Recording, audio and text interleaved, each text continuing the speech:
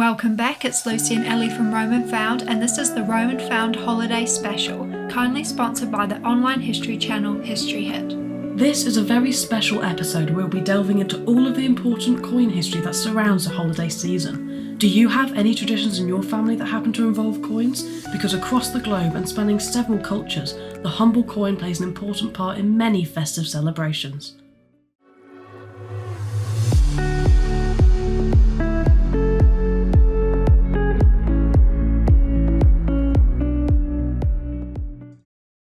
Since coins were first used as currency in around the 5th to 6th century BC, they've been an integral part of everyday life in society. However, the power and importance of coins themselves goes far further than just the humble transaction. Coins are essentially a little blank artist's canvas and the perfect vessel for propaganda. The monarch, ruler or governing body can put whatever symbols or cultural references that they like on their surfaces. For centuries they were used to spread messages and act as a somewhat cultural time capsule, and in fact for many people the bust on a coin would be the only opportunity to know what the monarch looked like. So naturally there are plenty of traditions developed over the millennia that have coins at their centre. From Christmas to Hanukkah and the Lunar New Year, coins make an appearance in all of these holiday celebrations, so let's find out all the history and traditions behind them. Possibly the most famous of all coins associated with Christmas is the sixpence, a coin that was first minted during the reign of Edward VI in 1551, but it grew to its Christmas fame during Victorian times as Queen Victoria and Prince Albert introduced the great craze of Christmas. The Victorians fell in love with Christmas, and one of the biggest reasons for this was the way that the royal family celebrated it.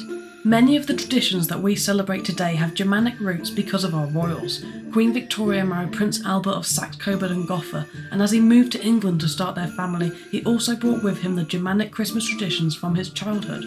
And the most important Christmas tradition that they introduced in terms of numismatics anyway, was the Christmas pudding that we know today. Welcome everybody to the Rome and Found cooking studio. We only do this once a year and it's always for the holiday special. First we're looking into the silver sixpence and the holiday traditions behind it. So this is a Victorian Christmas pudding. It's been made to a recipe from the English Heritage website, which is apparently the one that Queen Victoria herself would have had on the festive dining table. So let's see how it was made.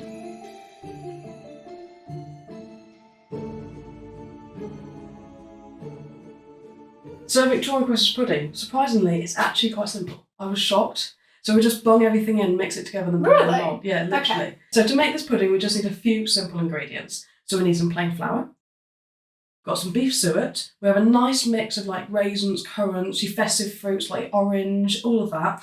We need half the zest of a lemon, a bit of cinnamon, a bit of nutmeg, a bit of clove, an egg, some milk, a shot of brandy, and what they like to call moist sugar, which is simply brown sugar. Moist sugar? Yeah, they call it moist sugar, but it's just because it's got more water in it than white sugar. Oh, so it must be brown sugar, not white sugar. And basically you just bung it all in, doesn't matter what order it goes in, mix it all together, and there you have your Christmas pudding mix.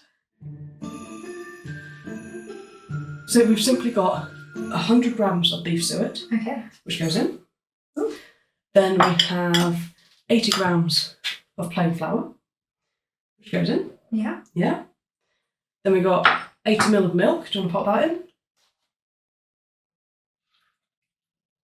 Lovely.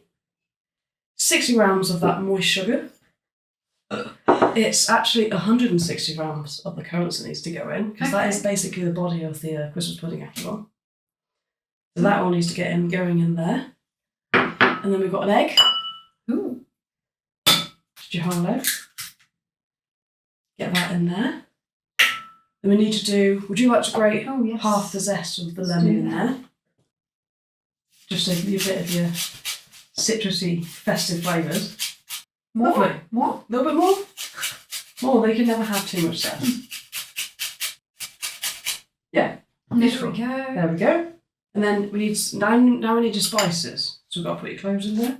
I normally just crush the ends of them. The little heads. So you don't put the stalk in, no. I don't think you want to be eating a clove stalk. No. I think that'd be very tasty. And then we just need half a teaspoon of cinnamon. So get your half a teaspoon in there. And then we need exactly the same, half a teaspoon of ground nutmeg. So get your half a teaspoon of that in there. And then, would you like to grab the brandy, Lucy, and the shot glass? Yeah. The brandy. That's your little spice to your... Sure, the shot glass. There's what it is. Just a shot of brandy in there. Oh. A little bit extra. Lucy likes it crazy. And that's it. Is that it? Just mix it. But just how old is the Christmas pudding? Because the origins and traditions of the Christmas pudding go much further back than the Victorians, who elevated its status on the festive table. It actually originated in England and goes back centuries, first beginning life in medieval times as pottage, and you really wouldn't recognise it as a Christmas pudding if you were to see it today. It was a kind of broth that was thickened with breadcrumbs or almonds and was traditionally served at the beginning of the meal instead of at the end. As dried fruit became more available after the 16th century, the pottage slowly shifted from savoury to sweet and became a bit more solid, served more like a porridge, or even alarmingly cooked inside a skin like a sausage. Around 1650 it became a customary Christmas dessert, but then it was almost banned. Puritans deemed it was sinfully rich and unfit for God-fearing people. George I re-established it as part of the Christmas meal once again in 1714, and the Christmas pudding that we know today emerged around a century later as Prince Albert firmly placed it on the Christmas table complete with silver sixpence to boot. Whilst we're digging into all this history, here's a quick word from this video's sponsor. History Hit is an award-winning podcast network and online history channel where you can stream and download hundreds of hours of original history documentaries anywhere, anytime and on any device. Brought to you by expert historians such as Dan Snow, Professor Susanna Lipscomb, Dan Jones and many more. Uncovering a huge variety of topics right from ancient history, world history, American history to even modern history and present-day current events. Not only do they already have hundreds of hours of expert-led programs, but they add 2 more every single week. We've been using History Hit behind the scenes to dig deeper into the history behind this episode and are absolutely loving it. We will be sharing the documentaries and podcasts that we've watched later on in this video. We are delighted to offer you your first 3 months subscription for just £1 a month using our code RomanFound1. So if you want to dig deeper into history, then check out the link in the description or the pinned comment below. And of course, Lucy, what can we not have a Christmas pudding without? Silver sixpence. The most important ingredient. Get her in. We've chosen... do I have the honour? You have the honour. You're going to let everybody know what sixpence we've gone for. It's Lizzie sixpence 1964. Doing it for Queen Liz. You can't see that, but do I just pop it in? Pop it in. Ah! And give it a mix. Give it a mix. Give it a mix. Mix it in there, because that way you don't know where it's going to go. She's in. See which lucky one of us gets the sixpence. So we have our pudding mix. It's got to sit for a little bit just to let all those spices and ingredients brew around. Yeah. And then once it's ready, we need to get it into our mould. Now we've cheated and we've got a shop bought mould. So we just bought a Christmas pudding, scooped it out, just so that we wanted that authentic Christmas pudding experience. Yeah. Because we couldn't find a mould that we were happy with that had the right shape. So you've got to grease the mould with butter to make sure that your pudding mixture doesn't stick. And then it's quite simple, we just have to pour it in. Oh. So we'll get that pouring in. And hopefully we've made the perfect amount with my scale down. Yeah, did you quarter the recipe? I fifth the recipe. 1/5. 1/5. So like, what kind of Christmas pudding was it making before? And that fills perfectly up to the line of where the original Tesco pudding was. I don't know if we can. There she is. And then that has got to get a little muslin cloth goes over the top, and we've got to tie it up so it stays on nice and tight. And then that simply goes in a big pot of water. We've got to fill the water up to about 2/3 up the pudding, and we've got to boil it probably for around 3 hours, I think. Okay. So the recipe said 4.5, but we have scaled down, so I think 3. Yeah, that's true. We're going to go for 3, so let's get it tied.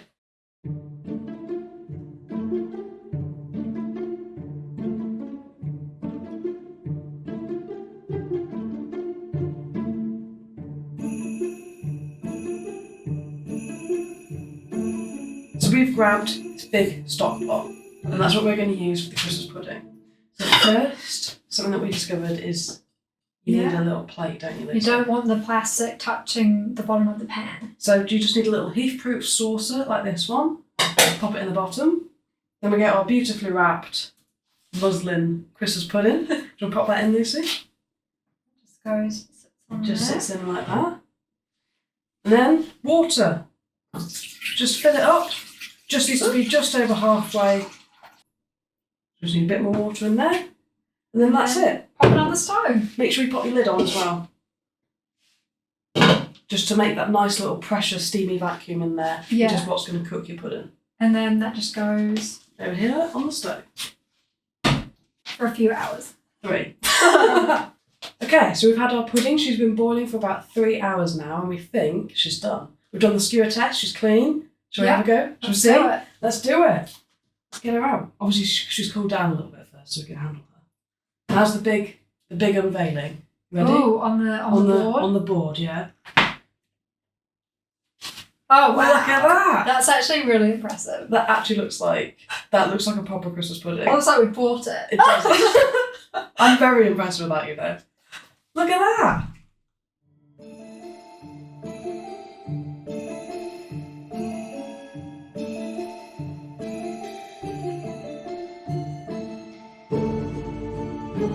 So we thought we'd bring a little bit of digging to the Man Found holiday special. And we're going to see if we can find the coin. You ready? Yeah. It's definitely in there. Oh, hang on. Look, it's poking at the side. I can actually see the coin. It's just chilling in the surface. Oh, you're going to get the luck. Yeah, I found it first. Shall we see what it tastes like anyway? Yeah, I'm intrigued to see what pudding I'm tastes like this time. I mean, this is absolutely covered in brandy. Yeah, it's an authentic Victorian Christmas pudding. Oh gosh. You know what? That actually tastes like a Christmas pudding. It really does. Like it tastes like a normal Christmas pudding. And that was like so easy to do. Well, it did have to boil it for 3 hours. Well, this was boiling it. It's not really watching it either. Yeah, I suppose we just chucked it on, didn't we? Yeah, that's good. I'm impressed. I'm impressed with that. Notching into it. I think that's nicer than store bought. It was surprisingly simple to do, I will say. I thought it would be a lot harder. I was really worried about this. You know, when you said we were making a Victorian Christmas pudding, I was like, how? Well, that's one recipe down. One down. It's so yum. So how did the silver sixpence end up inside the Christmas pudding? Well, this brings us to Stir Up Sunday, the last Sunday before Advent. Traditionally, this is the day where the family gathered together to prepare the Christmas pudding. Since Victorian times, every member of the household would give the pudding mixture a stir and make a wish, and there are plenty of superstitions surrounding this. From being condemned to not finding a partner the following year for unmarried family members who didn't join in, to the pudding being stirred from east to west in honour of the 3 wise men who came from the east to visit the baby Jesus, to even the hiding of trinkets within the mixture to further bestow wishes and luck upon the family members on Christmas Day. And one of these trinkets was of course the silver sixpence that once found was a sign that they would enjoy wealth and good luck in the year to come. Sixpence coins were withdrawn from circulation in 1971 and ceased to be legal tender after the 30th of June 1980, but the Royal Mint still releases a brand new sixpence every single year to mark Christmas and continue this Christmas tradition. If you'd like to learn more about the coins in the UK, then where better to learn than through the eyes of our oldest company and the second oldest mint in the world that created them. Watch Dan Snow's history hit documentary Treasures of the Royal Mint and get taken on a tour of the Royal Mint's own collection, exploring some of their rarest coins and the history behind the monarchs that they portray. Do you hang stockings by your chimney? Well, the real question is, are you expecting them to be filled with gold coins? Because in the 4th century, that's how the tradition of hanging a Christmas stocking actually began. It was all down to one man, St. Nicholas. So one of my personal favourite traditions of the whole festive period is based in chocolate. And it's when you see these chocolate coins appearing on the supermarket shelves. There's a lot more history behind these little coins than you realise. The legend goes that St. Nicholas liked giving presents to people who were less fortunate than himself, and he especially liked doing it anonymously.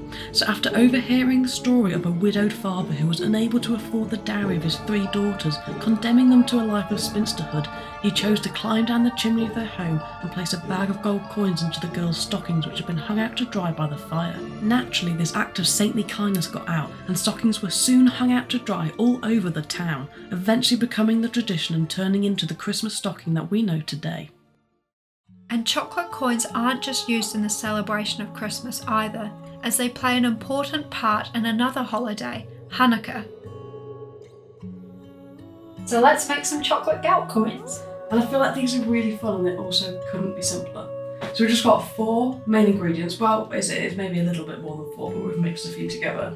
So of course, the main ingredient is your chocolate. And we've gone for milk and dark, because we like a bit of both.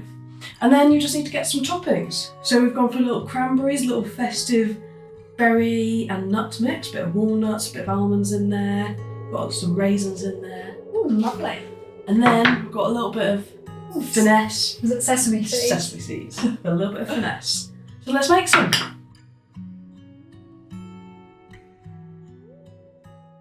So we've got our milk chocolate all nicely melted here, and the recipe calls for just a tablespoon drizzled into a nice little circle onto your sheet. And then what are you going to top it with, Lucy? Oh, I want to go... Pick some toppings. Some cranberries and... I don't know what they are, but... I think I'll just go 3 little toppings. 3 little toppings. Oh, a sesame seed sprinkle. Sesame seeds. Look at those. 1. Right, now I'm going to do one now. And that's your chocolate coin. So easy. So easy. And then I think these need to harden for about 30 minutes. Yeah. And then we should be able to peel them off, nice and easy. Where are you going to go? I'm going to have a walnut one Ooh. mine. And then I'm just going to have maybe a little raisin. Have you got room? I'm going to have 4 raisins going on either side. I reckon you're going to overload it. Go for one mega one. And then I'm doing a sprinkle. Look at that. Perfect. Look at that. Looking brilliant. Let's get making. In Jewish tradition, they celebrate the 8-day winter holiday known as Hanukkah, which sees money distributed as gifts during the giving of Hanukkah gelt, which is an important symbolic part of the celebration. But what does the word gelt mean? Well, gelt is simply the Yiddish term for money. Of course, today the gelt being given is actually chocolate coins that are traditionally given to children, but originally it was actually money. Gelt giving really emerged as an important tradition during the Middle Ages, where gelt was given by children to their Jewish teacher. At that time, it can be described sort of like a tip. Over time, the tradition expanded to giving children the gelt to emphasise the importance of Jewish education.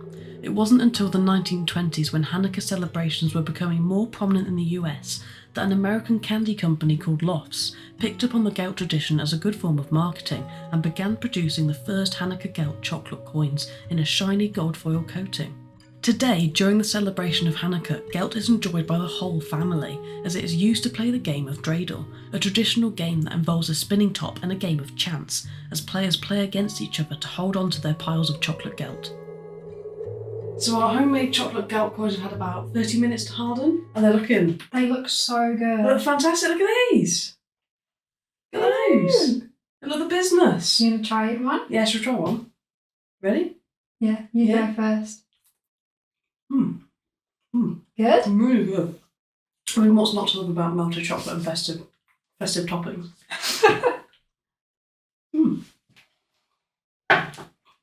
Yum. So is a chocolate coin as good as a gold coin? We've heard how the Christmas stocking tradition started with St. Nicholas's good deed. The small bag of gold coins that he placed in the stockings became a symbolic festive offering over time, translating to the giving of chocolate coins, which was introduced practically the moment that chocolate came to Europe in the 16th century. Chocolate was apparently better than gold.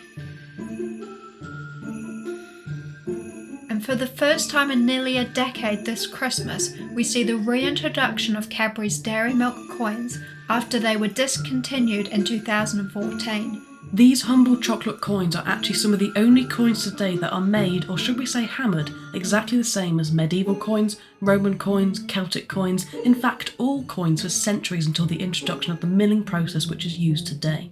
To make these coins, a chocolate blank gets struck or hammered between gold foil and a coin die, imprinting the design onto its surface.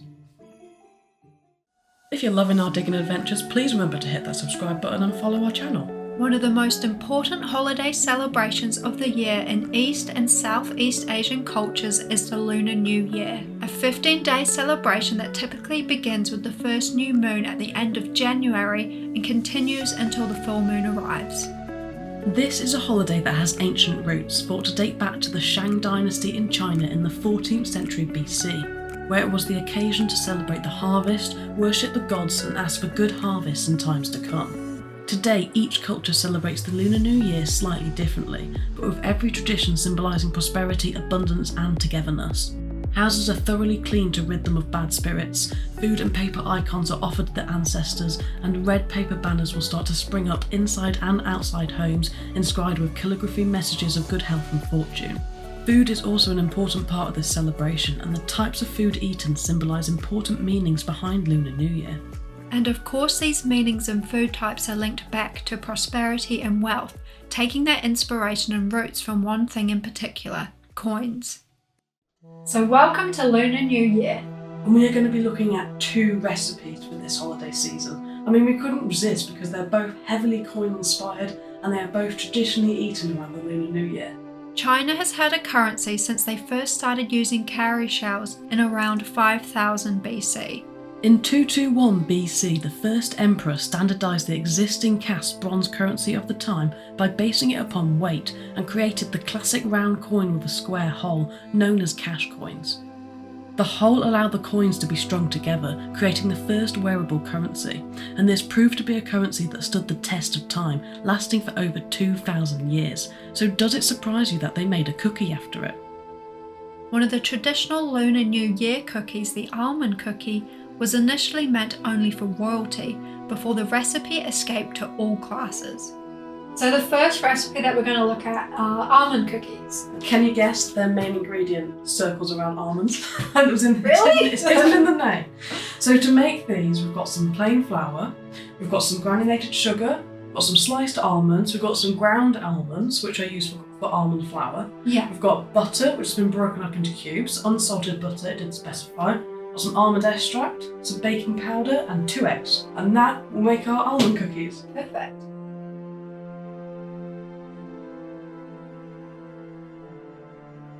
Okay, so step 1 of making your almond cookies. So we've got to start with the ground almonds, if you want to pop those in the bowl, Lucy. Yeah. And all of the butter. And then we just got to beat it, and it does say for about 3 minutes. All of that in there? Yeah, all of that in there. But I think it might take us a bit longer because we don't have a stand to mix with. And then until the mixture looks coarse and chunky looking. So let's get started. Start mixing. They symbolise these ancient Chinese coins and are meant to bring you good fortune and prosperity. Shop-bought almond cookies can even be found moulded into the shape of the coins, whereas homemade ones simply use a sliced almond to represent that iconic central hole. There are many legends that surround the invention of the cookie, but a favourite is the legend where Emperor Changlong secretly visits a village in South China, where it had not rained for months. All of the village had gathered at the village's temple to pray for rain. There the emperor was given a cookie to welcome him. This cookie was so delicious that after he went home he ordered the local people to make them for the palace. Today the almond cookie is so popular that there's a whole National Chinese Almond Cookie Day celebrated on April the 9th, and the cookies that were once only served during Lunar New Year are now available all year round. So we've got to get our almond extract in there because I feel like that's going to bring all the almond kick that we need, because there isn't already enough almond going in. So we need that it needs a teaspoon of Perfect with that. And then whilst I'm doing that, Lucy, do you want to whisk together the flour, the sugar, and then half a teaspoon of that baking powder in this little bowl? In that one? In that one, yeah. And I'll give this a mix. Ooh, I can definitely smell that almond. Yeah, I can smell it as well. It smells really yummy. Smells like marzipan, doesn't it? Yeah.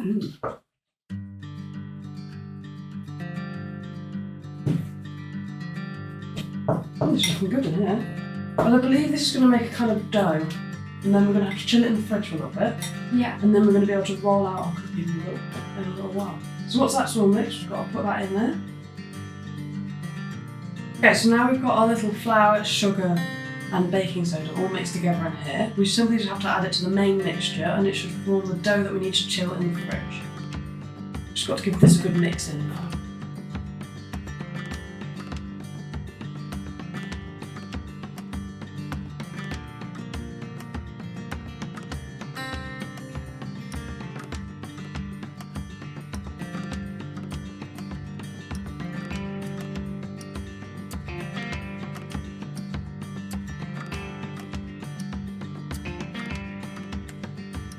So our dough's come together nicely now, so it's time for it to be formed into a nice disc and placed in the fridge to chill.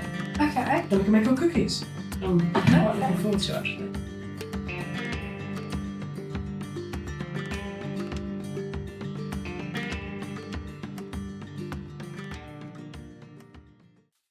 There we have it.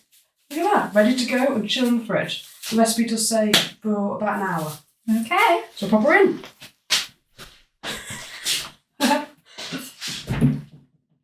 Okay, so our dough's been chilling. It's now fresh out of the fridge, ready for us to make some almond cookies. Okay, so how do we do this? Okay, so we just need to grab a little bit of dough, make a little ball, press them flat with our palm into a coin shape onto the tray. Yeah. Brush them with an egg wash, and then pop a little sliced almond in the middle, and that's going to represent the holes on the cash coins. This one just here. Okay. So that's your model. That's what we're going for. So I'm just going to break a little bit off, make a little ball. Right, how big a ball do you think? We said about, I don't know, how big do you want your cookies? It smells. It's a dough that smells amazing. It smells like marzipan. Yeah, it smells like marzipan. Doesn't it? And then you just... That looks good. I've made like a pimple button. Lucy's making tuna button. Made a Tudor pimple button. So what, just pop it on? Pop it on. Give it a little brush with some egg wash. What? Yeah, blend it down with your palm. You've made a teeny one. It's so small and Mine's a cute. small one. Give her a little brush. And then pick your finest flake sliced almond. Oh, that's so cute. How cute is that? And they're going to look fab. And now we just have to finish making those.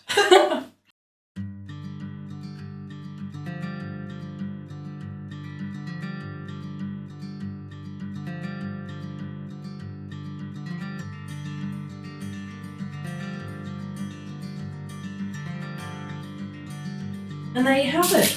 A tray of almond cookies. A tray of almond cookies. Let's see how they bake. I think they need just about 15 to 17 minutes in the oven, it says. So let's get them in. We've had this preheating. We have had this preheated. We've been very organised.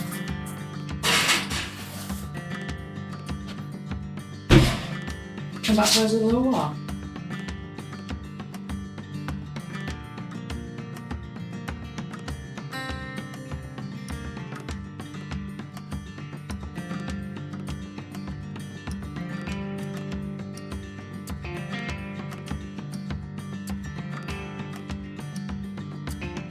So we gave them about 20 minutes in the oven, and look at these. Oh, they look so good, and they're like really golden. And yeah, they are, and they're on the underneath as well. Super crispy. No soggy bottoms.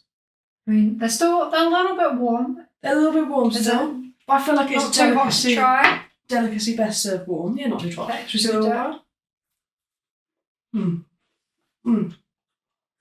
That's good. Is this the best Might recipe be. yet? They're so crisp. It is like marzipan-y, but buttery. Crisp. Damn. Beautifully soft. Those are really good. I don't know if you can see. I've still got the almond, but that's the hole in the coin.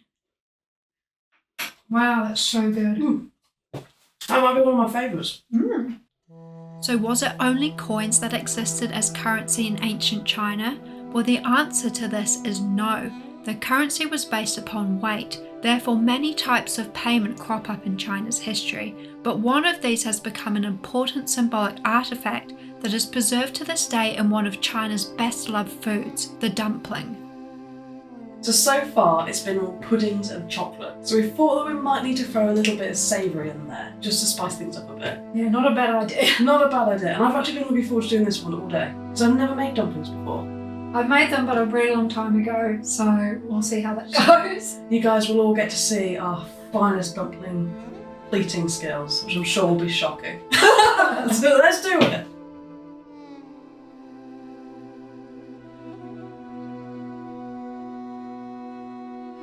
So step number one for the dumplings is we need to blanch the cabbage. So do you want to get that going whilst I start chucking the ingredients in to the pork mince? So we've got some water boiling. And it's just got to just turn there for a couple of minutes to blanch it. What, just pop it in? Yeah, just pop it in. So for the dumplings, it's quite simple. We've got a bit of cabbage. We've got some spring onions, which need to go in with the pork. We've got some coriander and some ginger with a bit of flavour. Then we need a little bit of soy sauce. Needs to go in there as well, about a tablespoon's worth. So we'll get that going in. And then we also need about a teaspoon's worth of sesame oil, just to help these bind together. And we've already been very good, haven't we, Lucy? We've pre-made our dumpling wrappers. Oh yeah. Made in advance, so they're just chilling here, and they've been in the freezer overnight. They were actually proved out to be really easy to do. I was really worried about making them, but no. Look forward to getting those out of there.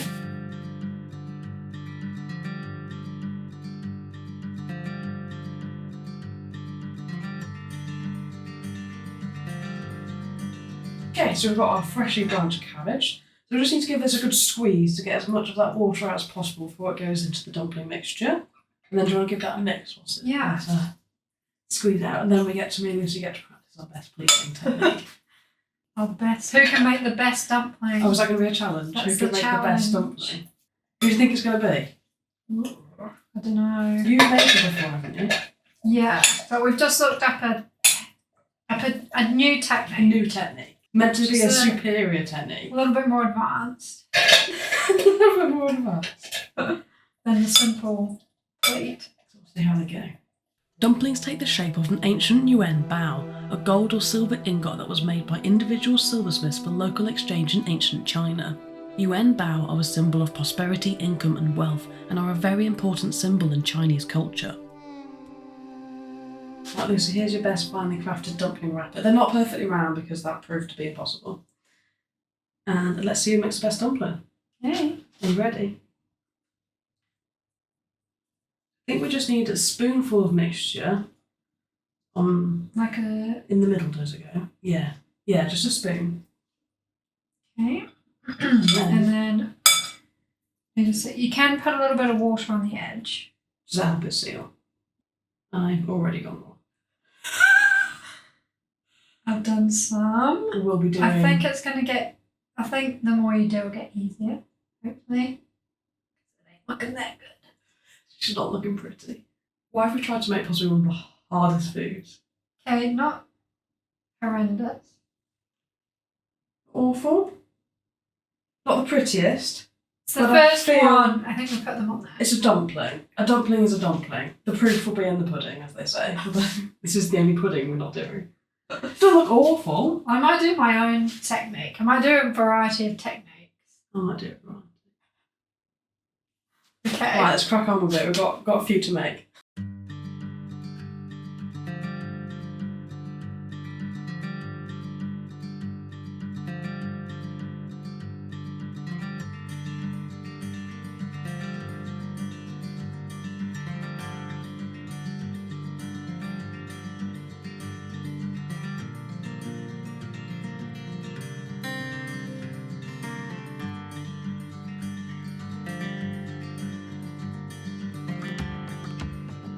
We've made some dumplings.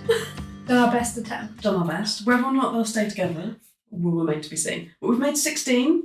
You'll see how many survive soon. And we're going to cook them the traditional method. Ooh. So we've got our skillet here, and we're going to heat 2 tablespoons of oil in there.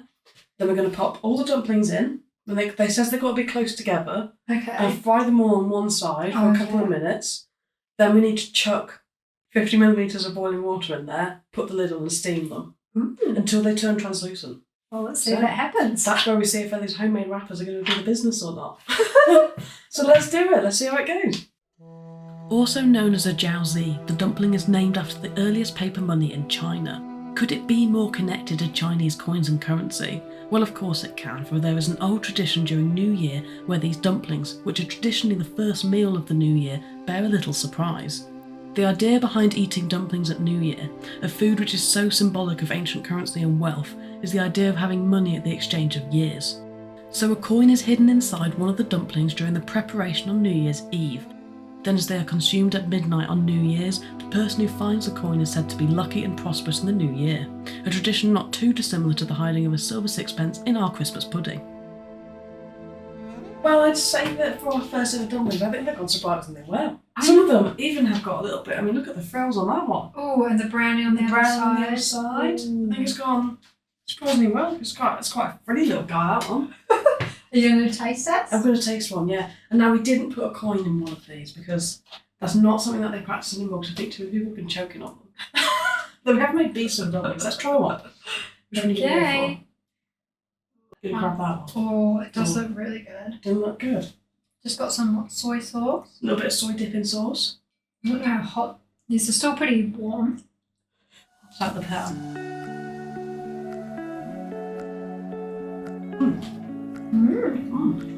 Very impressed considering I didn't even know how to pleat a dumpling. I think they've turned out like way better than I thought they would. No faith. No faith from the get-go.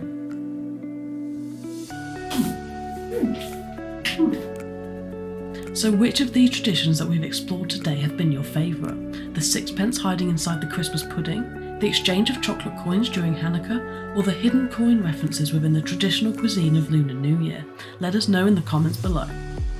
We would like to thank this video sponsor History Hit, and if you're feeling inspired by all of this history and want to learn more, then use our code RomanFound1 to get your first 3-month subscription for just £1 a month.